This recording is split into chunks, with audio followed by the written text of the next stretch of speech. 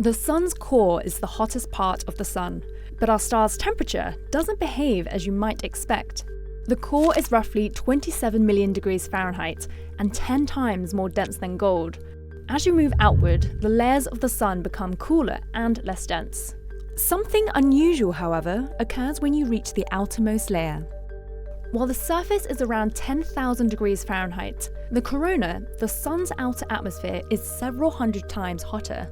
That's the opposite of what happens with a fire. When it gets cooler, the farther away you get. Scientists call this the coronal heating problem, and evidence for this was first uncovered during an eclipse in the 1800s. The corona is usually hard to see. It's too dim to be seen next to the sun's bright body, but it can be seen with the naked eye when the moon blocks the sun during a total solar eclipse. To understand how this mystery was discovered, it helps to know how scientists started studying the chemical properties of materials on Earth. In the early 1800s, instruments named spectroscopes were invented to identify materials that emit light when heated. Light enters the spectroscope and is filtered through a tiny hole to isolate a single area.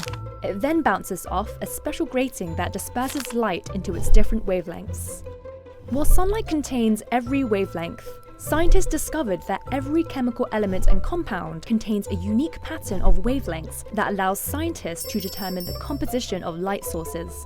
It wasn't long before astronomers started extracting information from the light of distant stellar objects.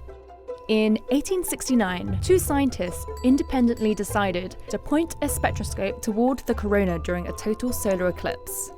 As the sun's light disappeared, the pattern of wavelengths changed. They saw something they had never seen before.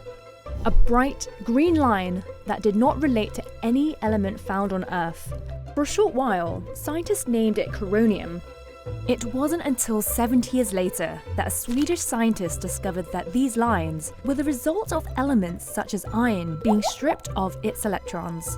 Every element has a specific number of electrons surrounding the nucleus. As each electron is removed, more energy is needed to remove the next one.